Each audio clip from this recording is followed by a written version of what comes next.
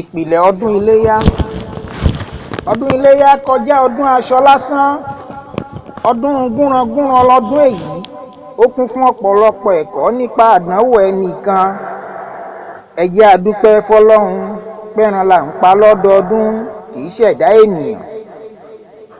Láti ìpìlẹ̀ ṣẹ̀ṣẹ̀, ńládániwáyé ti pàṣẹ fún Búráímọ̀ bàbá ìgbàgbọ́ pé fọ́kọmọ kan ṣoṣo tó bí ṣèdúpẹ́. Ó ní kí baba ńlá wa ó dúnbù ọmọ kó fi ṣèjọ́sìn. Àṣẹ lè yí àbí àdéhùn lásán. Ibrahima tẹ̀ láṣẹ Ọlọ́run ọba. Bàbá ìgbàgbọ́ ṣíkà àdéhùn o. Ńlọlọ́run ọba bá ní kó má pọmọ mọ́. Ńládániwáyé bá fẹ́ ran àgbò rọ́pò. Àṣẹ Ọlọ́run kì í ṣapọ́mọjẹ́.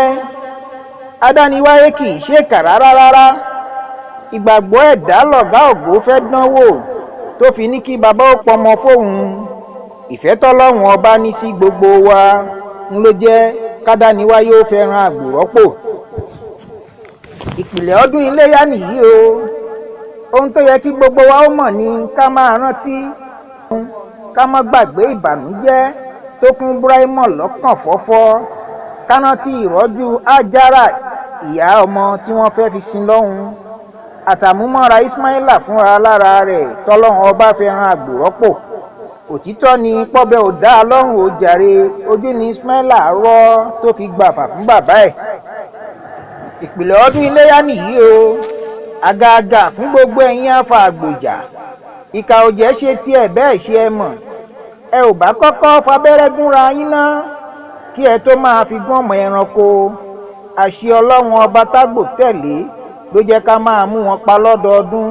Tọmọ ẹranko bá fárígá, baba ńlá baba ta ló tó kojú ìwọ àgbò.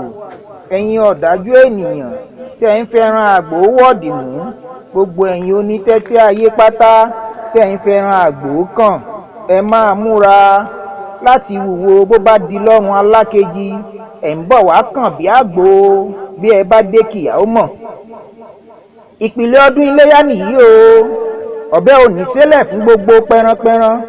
Bọ́bẹ bá sì ṣèṣì ṣẹlẹ̀ kì í ṣẹ̀ṣẹ̀ rárá. Ọpẹ́ ni Ọlọ́run ọba ń fẹ́ o. Ìṣe ẹran ọdún tí a ń pa gbogbo wa la mọ̀ pádániwáyé ò ní mẹ́jẹ̀. Ká pẹran ká fi dúpẹ́ oore Ọlọ́run ọba. Oore ọdún tó kọjá, oore rírí jẹ àti rírí mu, oore ẹ̀mí tó ṣẹ́kù tí wọ́n fi ń pè wá láláàyè. Ọ̀pọ̀ lájọṣe tọdún tó kọjá tá ò rí wọn mọ́ ó ṣe. Àwọn olójò tó rọ̀ tílẹ̀ fà mu. Oore ipò tí a wà tá ń pè láàyè wa. Ọ̀pọ̀ ló wà láhàámọ́ tàbí nílé ìwòsàn. Ká má fi yọ̀ wọ́n o. Ọpẹ́ ni ẹ jẹ́ á máa dá fọ́lọ́run ọba. Àbí ọ̀pọ̀ tí wọn ò rí jẹ débi pé wọn ó rí wọ̀ ń kọ́. Ká pẹran ká fún gbogbo wọn jẹ. Ẹbí, ará àti àwọn aládùúgbò. Gbogbo wọn pátá ni kí wọ́n ó jẹ nínú ẹran ọdún iléyá tí a bá pa. Ẹ̀yin onígbàgbọ́ tọ́lọ́run, èyí gan-an ni gbàgbọ́ tọ́lọ́run ọba fẹ́ yẹ̀wò lára wa. Ká mú nínú ohun tí a ní nínú fẹ́dọ̀ fẹ́ni tí ò ní.